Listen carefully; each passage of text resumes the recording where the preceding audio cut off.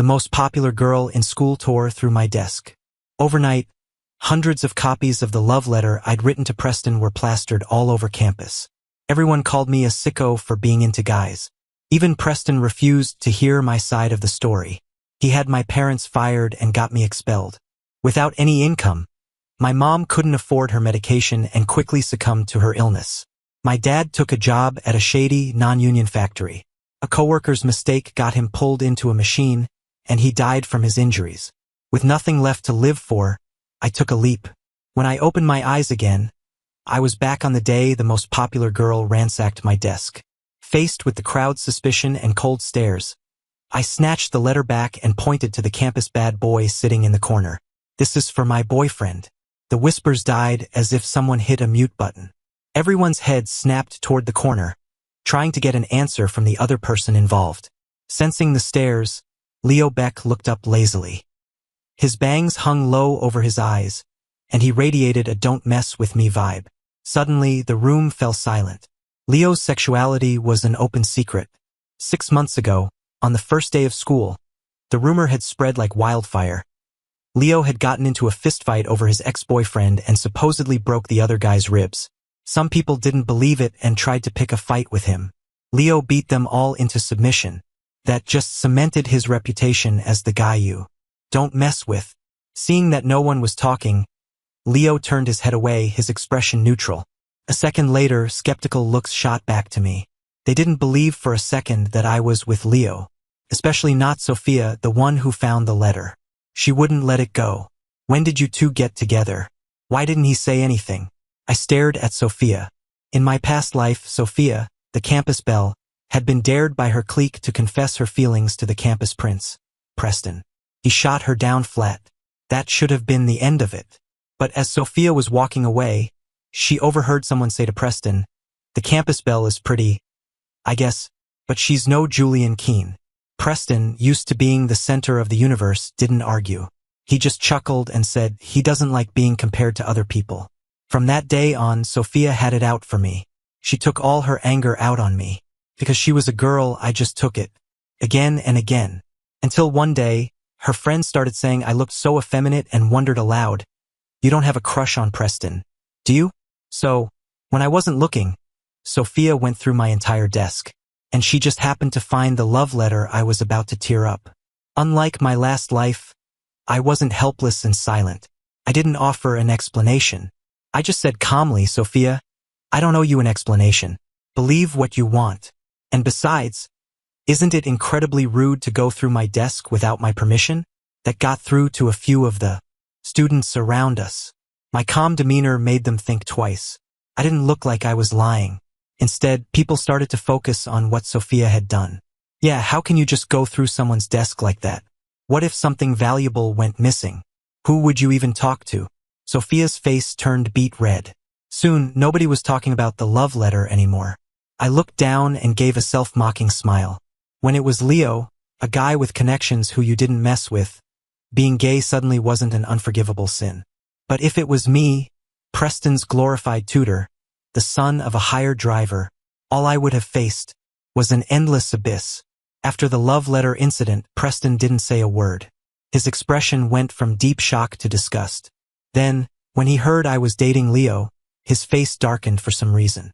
During the grade-wide assembly, our academic advisor was talking about a popular upcoming science competition, urging students to be well-rounded. Suddenly, Preston, sitting next to me, slid a note over. "Are you gay?" Crossed out. "When did you get with him?" The heavy strokes of the pen betrayed his frustration. I didn't answer. Instead, I waited for the bell to ring. I found my advisor. "Professor, I'd like to change dorms." The advisor paused, looking a bit hesitant. Technically, changing dorms in college was a bureaucratic nightmare of paperwork. But he remembered the rumors he'd been hearing. "Julian, where are you thinking of moving?"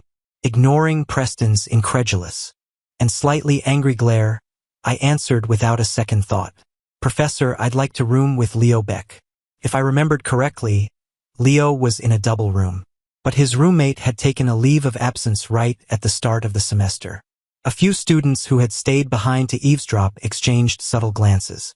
The advisor thought for a moment, weighing the potential consequences.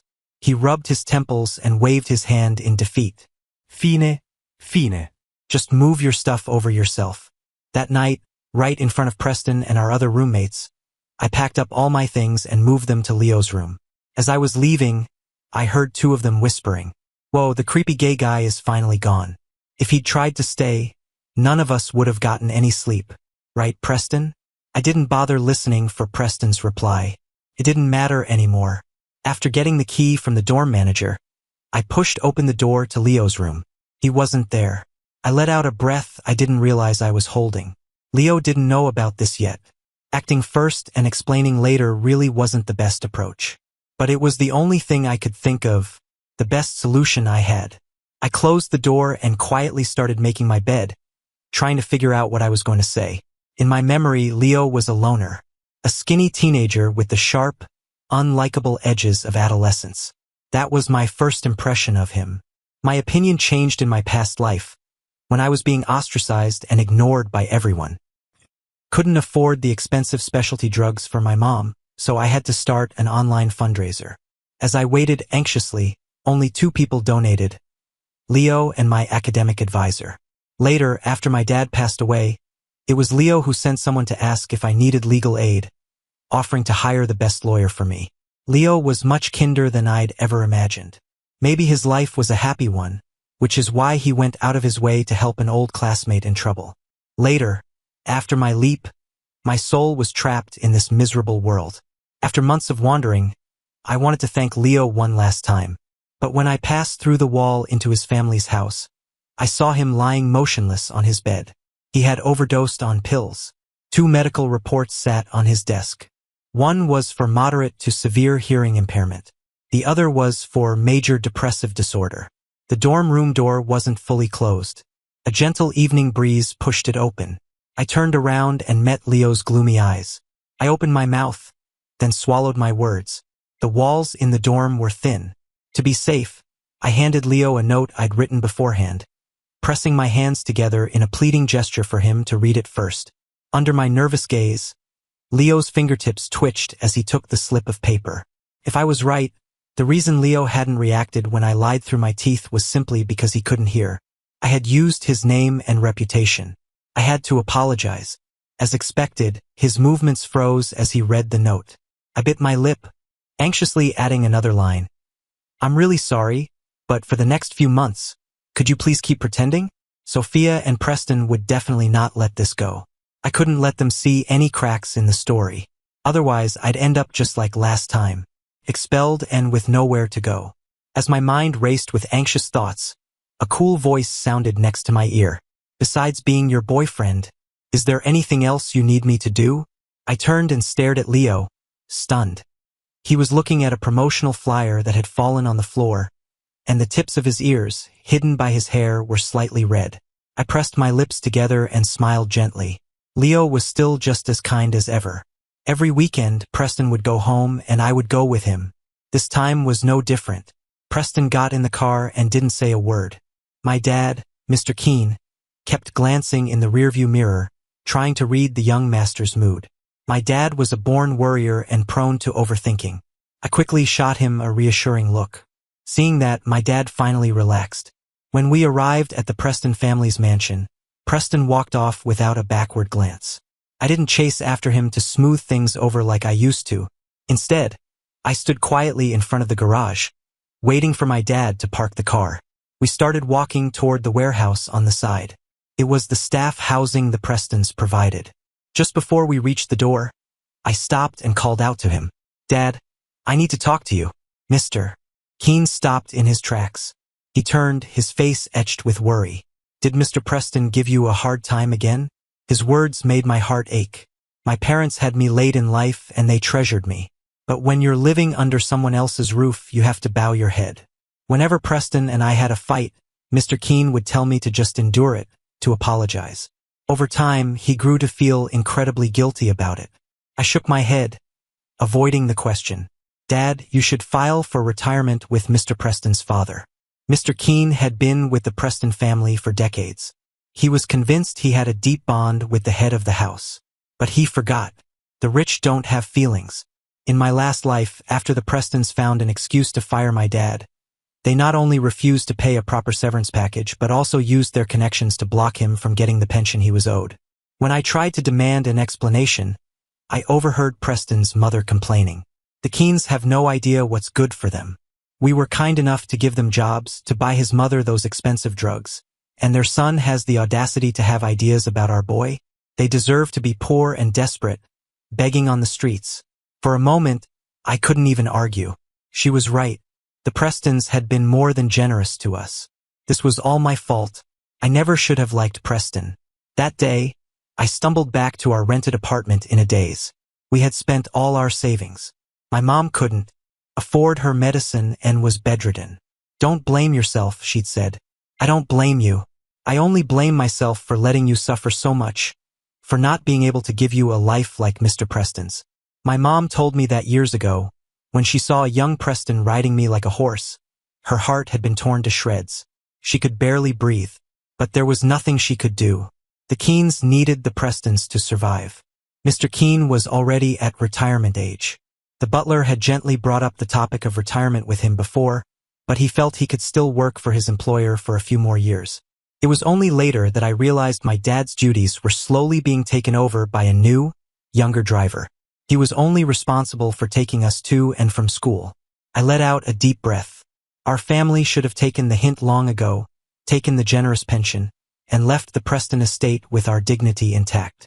My parents could have retired to the countryside, and the monthly pension would have completely covered my mom's medical expenses. Besides, all 4 of my dad's siblings lived in our hometown, so they would have had a support system. I carefully laid out my thoughts for Mr. Keen. After a long silence, he wiped his face. "I'll do whatever you say, son."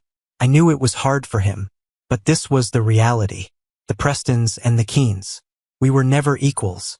On Monday, I waited at the mansion's gate as usual. To my surprise, Carson, the butler, saw me and said, "Julian, your father already took the young master to school." I opened my mouth, then closed it. I just thanked Carson for the heads up. This was the first time Preston hadn't waited for me. He was clearly furious. I felt nothing. Better he be angry than the way we tore each other apart in the last life.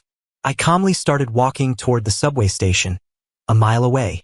The main drawback of living in a gated community was the terrible public transport. Oh wait, it was only terrible for me. By the time the bell rang, I was sprinting into the lecture hall, completely out of breath. Preston, already in his seat, didn't even look at me. He was busy explaining lines of code to Sophia. I caught my breath and walked toward the back corner without looking at anyone. The meticulous old professor was lecturing on calculus at the front of the room. I wanted to pay attention, but I hadn't had time for breakfast. Between that and the frantic run, my stomach was starting to cramp. As I rested my head on the desk, my face pale, the person next to me moved, pushing something into my hands. A warm sandwich and a carton of milk. I froze for a second, then looked up. It was Leo, who had appeared at some point without me noticing. I mouthed the words, "What about your breakfast?" Leo obediently turned to the side, revealing a rice ball in his desk. Seeing that, I gratefully took the sandwich and milk. But the warmth in my palm lasted less than a second before a stern voice boomed from above. "What do you two think you're doing? Playing on your phones first thing in the morning?" Many universities have a tradition of class inspections to monitor attendance and maintain order.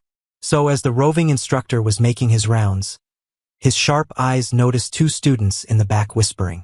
Their hands were moving back and forth. It looked for all the world like they were on their phones.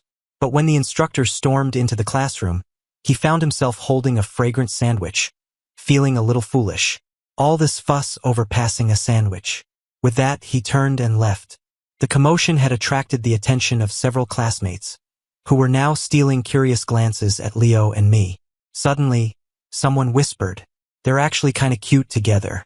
I pressed my lips together, staring at the familiar math formulas. A jumble of thoughts inexplicably flashed through my mind. In my last life, that's not what they said at all. At my advisor's urging, I signed up for a competition in my major. Winning would be a big plus for my grad school application. But starting from scratch was tough. And the deadline was tight, the workload immense. Preston found me 10 minutes before an online group meeting. He was agitated and got straight to the point. Break up with Leo. You don't want your father to find out you're gay. Do you? Be good. Break up with him and move your stuff back. I stared at Preston, completely baffled. What does this have to do with you? Besides, the whole class knows I'm gay now. You want me to move back in with you? Aren't you afraid people will talk?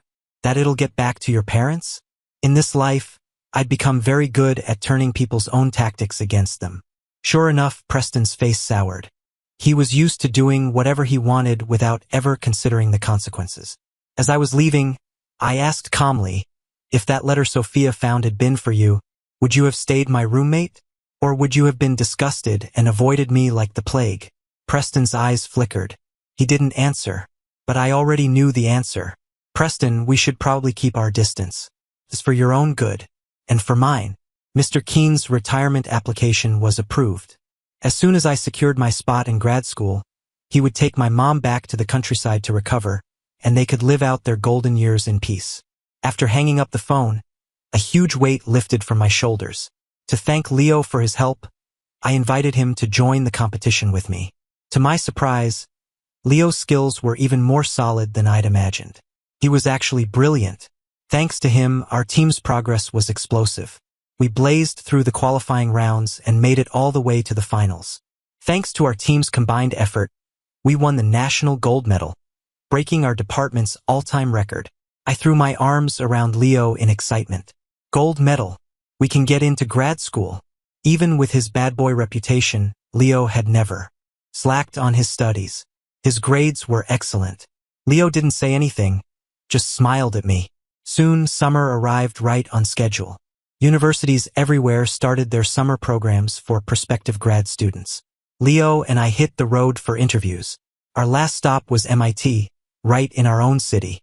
The day before the written exam, after my nagging, Leo reluctantly packed his stationery and admission ticket. Seeing how nervous he was, I sighed and decided to walk him home. It would give me a chance to calm his nerves on the way. The Beck family lived on the south side of town. I walked on Leo's right, chattering away the whole time. The streets were quiet, and a warm evening breeze blew across the sky, deepening the blue and pink hues of the sunset. After walking Leo to his door, I looked into his inexplicably sad eyes. I thought for a moment, then ruffled his hair. After the exam, how about I take you to the countryside? After spending more than half a year together, Leo and I had become very close. When he heard what I said, Leo's eyes lit up for a second. Then he gently pushed me away. You should go home and study. I couldn't help but smile. Leo only looked intimidating. In reality, he was a total softie who just acted tough. I took 2 steps back and waved. You too. See you tomorrow. As twilight settled, I slung my backpack on and headed back the way I came. As I neared the entrance to the gated community, I passed a newsstand and bought a bottle of water from the owner. While the owner was making change, 2 old ladies nearby were reading newspapers. Did you hear? The owner of that house is back. TSK. That poor boy is in for it again. Sai, what can you do when you have a father like that? I've lived a long life, but I've never seen a man who enjoys beating his own son so much. My hand holding the water bottle froze. My eyes instinctively caught the headline of the newspaper article. Ministry of Education. University grad school admission quotas announced. Major increases nationwide. In an instant, memories from my past life swirled like a vortex, finally freezing on a single frame. Special report. A local father, in a drunken rage, has broken 2 of his college student son's ribs. The student is an excellent scholar but was unable to attend the entrance exam for his dream school due to the incident. According to sources, the student will now be attending a well-known university abroad. In my past life, during those 2 days of grad school exams, my mom's doctor had issued a critical condition notice. Because I couldn't scrape together the money for the expensive surgery, I knelt at the Prestons' front door. I begged them to have mercy to just help me this once. But no one paid me any mind. Finally, Carson, the butler, couldn't stand it anymore. He pulled me up and led me to a corner with no cameras, pressing a bank card into my hand. I've known your dad for so many years. It's not much, but please take it as a small gesture. Julian, don't come back here again. The mistress just said if you ever show your face here again, She'll have your mother's doctor pulled from her case. In that instant, all sound faded away, replaced by a dull ringing in my ears. After I paid the bill at the hospital counter, my mom had a rare moment of clarity. She weakly raised her hand. Julian, how did the grad school interviews go? Were you nervous? Hearing her concern, I opened my mouth and lied without thinking. Yeah, everything went really well. My mom gave a relieved smile. Just then, the man in the next bed was scrolling through videos on his phone. The sound of a news report echoed through the room. Special report. A local father, in a drunken rage, has broken 2 of his college student son's ribs. Everyone in the room sighed in sympathy. Even my mom said with pity, "What a terrible thing to do." The chaotic thoughts snapped into place. All the details seemed to connect. The bruises that would appear on Leo from time to time, which I'd mistaken for signs of another fight. And those 2 medical reports. In an instant, the blood in my veins ran cold. I should have realized sooner. Forgetting about the shopkeeper who was still slowly counting out my change, I spun around and broke into a run, leaving his urgent calls behind me. The sky grew darker. The hot wind rasped in my throat, dry and uncomfortable, tasting of rust, but I couldn't stop. Soon, the Beck family's mansion came into view. Sprinted the last 100 meters, shot up to the front door, and started pounding on it. Leo! Open the door. I kept knocking, but there was no answer. Panic seized me, and a cold sweat broke out on my back. Leo had promised me we were going to go to the same university together.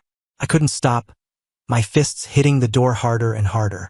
Just as my mind filled with terrible possibilities and I was about to break a window, the door suddenly opened. Leo's cheekbone was bruised, and there was a fresh cut on the corner of his lip. The boy clenched his jaw, his whole body radiating defiance. No matter how much it hurt, he refused to let out a single cry for mercy. But this was Leo, the one whose back would never bend, who would swallow his own tears. And upon seeing me, his eyes reddened. In that instant, it felt like my heart was being squeezed in a vice. I could barely breathe. The quiet moment lasted only a second before a sanctimonious voice came from behind Leo. "Leo, who is it?" Leo's expression went blank. He instinctively tried to hide me. I didn't move. Instead, I grabbed his wrist. In the distance stood a man with a slightly flushed face, reeking of alcohol, though he seemed somewhat lucid. I smiled politely. "Hello, sir. Our advisor got some professors to put together a practice exam. He asked all the students applying to MIT to come over tonight to work on it, to try and score a few extra points on the test." As soon as I finished, Leo's father's eyes darted between Leo and me. He let out a non-committal chuckle. "I think this is less about a practice exam and more about sneaking my son out. Isn't it? Go on home, son." Leo's face went pale. Sensing his fear, I subtly squeezed his wrist. I stepped forward and held out my phone. A second later, our advisor's voice came through the speakerphone. "Mr. Beck, the other students and I are all here at the school waiting for Leo. I hope you can understand and support the department's efforts to boost our grad school acceptance rates." Leo's father cared about his reputation more than anything.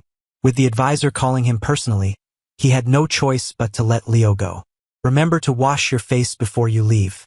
He shot me a look, then turned and walked away, clearly displeased. Leo stood frozen in place, seemingly unable to believe his father had been so reasonable. I pursed my lips.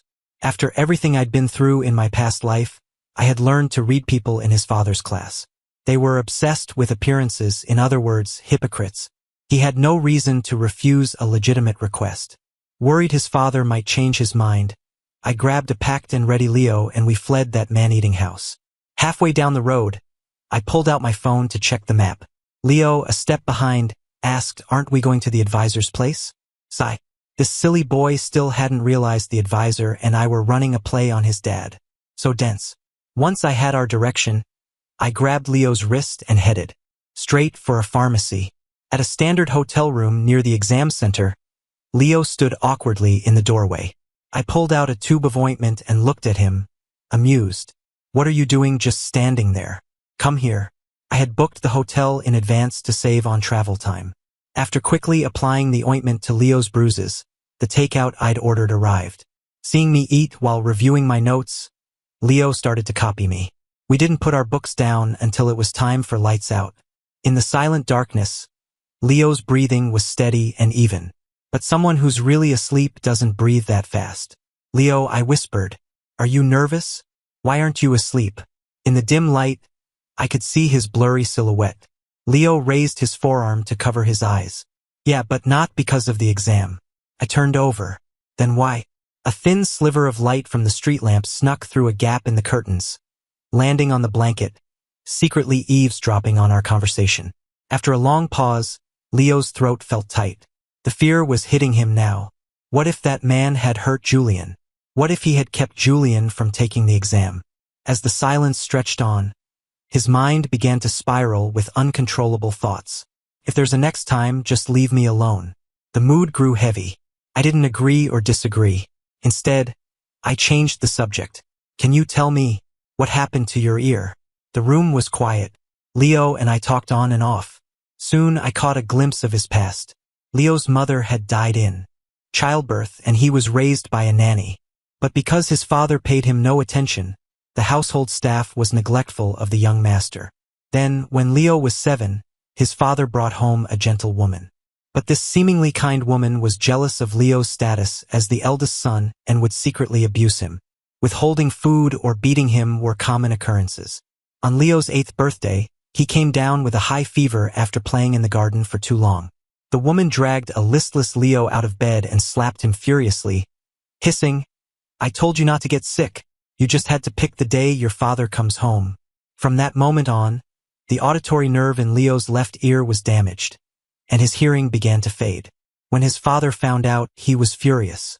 He threw the woman out without a second thought and cut off every opportunity in her life. He doesn't love me, Leo said with a self-deprecating laugh. It was just because they weren't married yet, and my dad hates it when outsiders mess with his things. And so, Leo escaped by a hair's breadth. I bit my lip, my heart aching. From the moment Leo started telling his story in that calm voice, I felt like I couldn't breathe, because I couldn't help but think of my past life. He had been suffering so much himself, yet he had still reached out to help me without a second thought. I leaned over the edge of my bed and took Leo's hand from the other bed. Soon, I felt the warmth of his palms spread into mine. Don't be afraid. I'll be with you. The exam went even better than I'd expected. I kept my promise and took Leo to the countryside to relax. My parents were thrilled. They spent every day cooking all sorts of delicious food for us. My dad had successfully retired, and my mom, with the fresh country air and slower pace of life, was actually getting much healthier.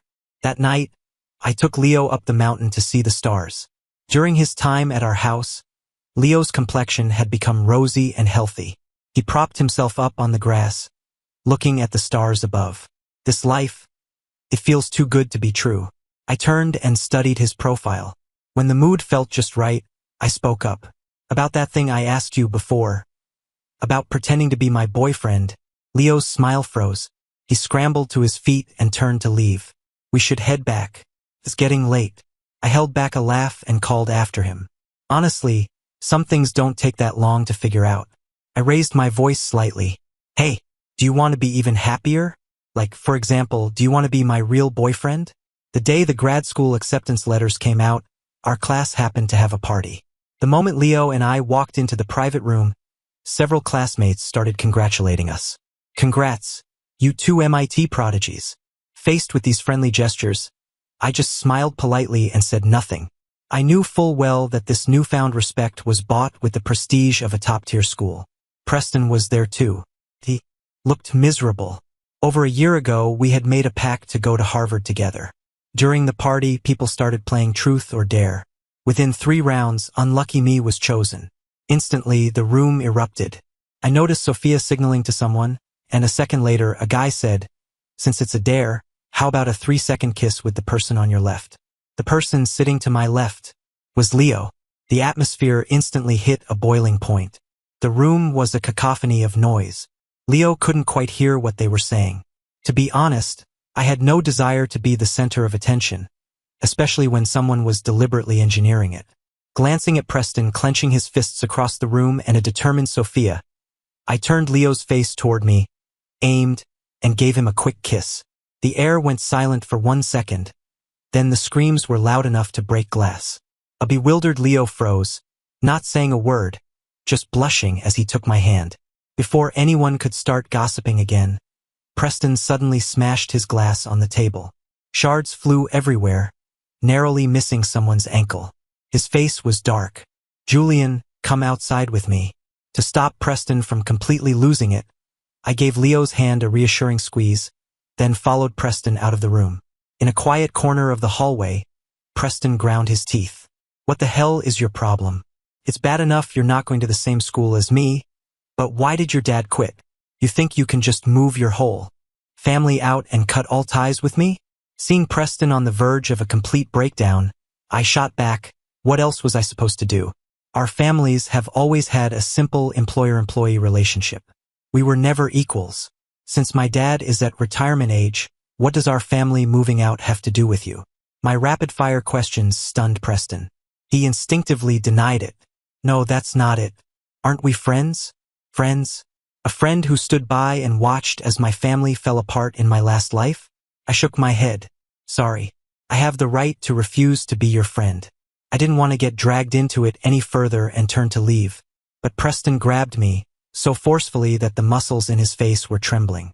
"The letter, that love letter was for me, wasn't it?" I slowly turned back. "So what if it was?"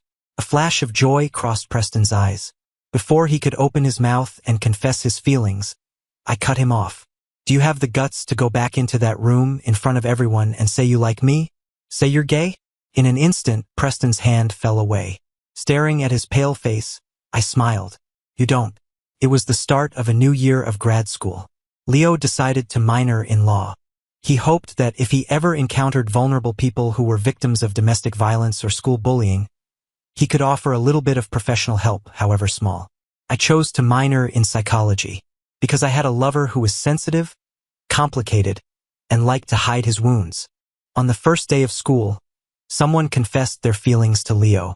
I thought he would make up an excuse to turn them down. Instead, he came out directly. Soon, I was outed as Leo's boyfriend. Suddenly, Leo and I were famous on campus. People would come to gawk at us. One day, while we were on a date, I casually brought up Leo's first love. I pursed my lips and asked about it. Leo waved his hands frantically, explaining.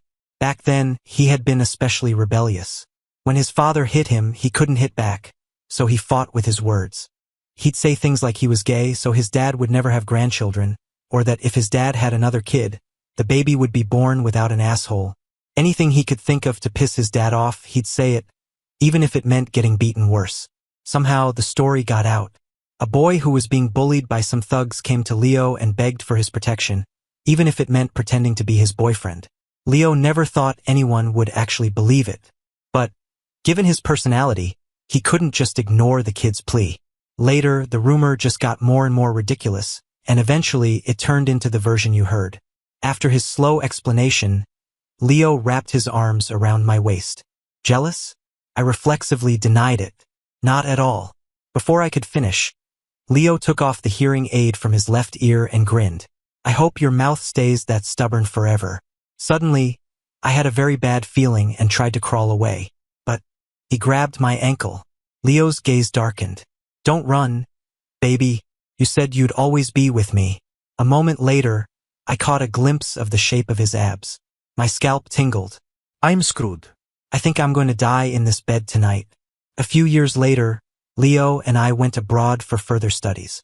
Even though we weren't at the same university, we still lived together. One day, I went to pick up a new custom hearing aid for Leo. The audiologist struck up a conversation with me. Sir, he said, I've always been curious.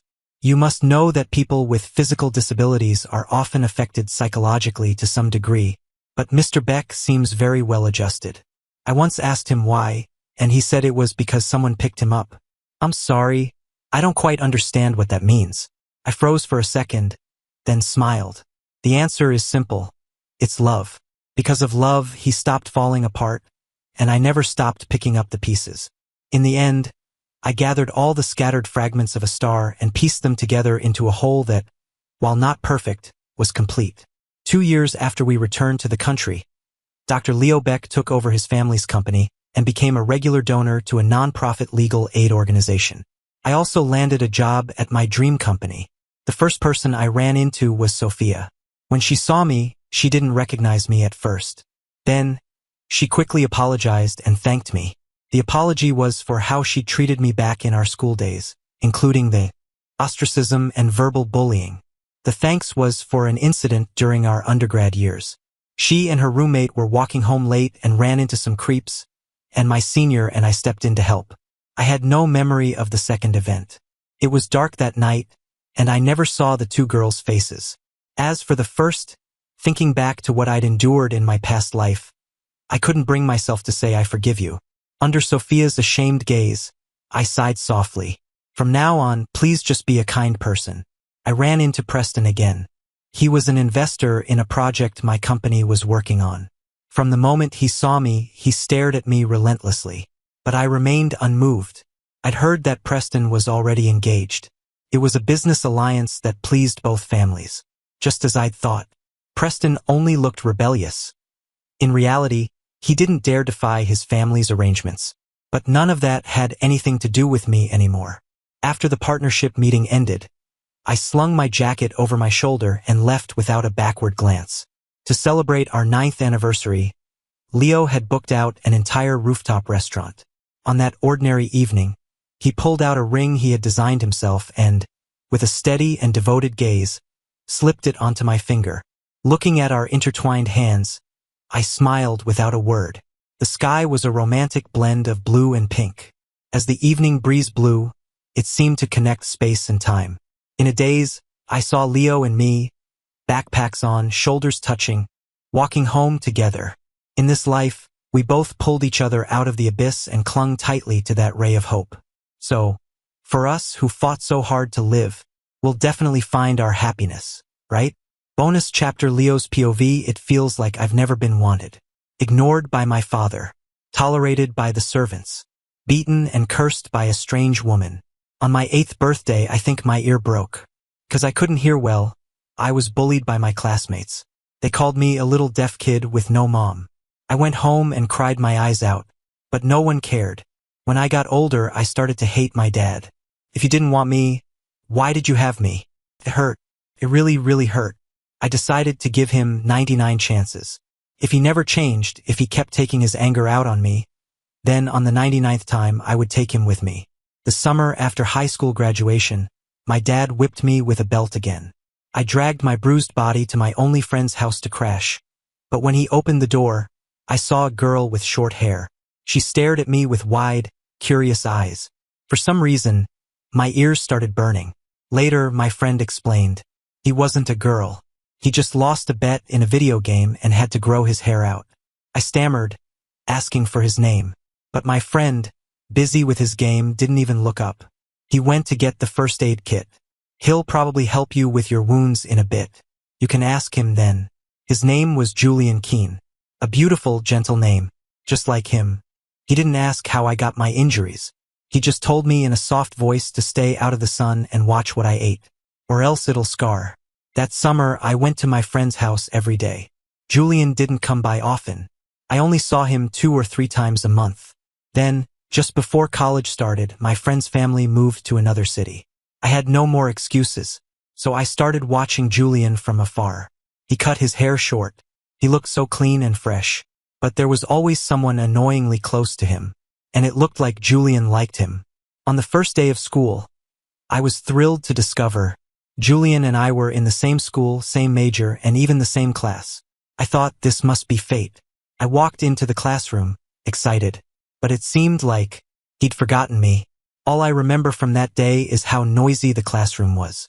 My hearing felt like it had gotten worse. When I got back to my dorm, Julian was there. He asked if I could pretend to be his boyfriend. In that moment, I just felt like fate had finally heard me. If you look closely, my life is a mire of mud. But Julian fell from the sky and pulled me out of the swamp. He said he would always be with me. Actually, more than my own selfish desires, I just want Julian to be happy. So, if my staying alive can make him happy, I'm willing to live forever in the way he likes best.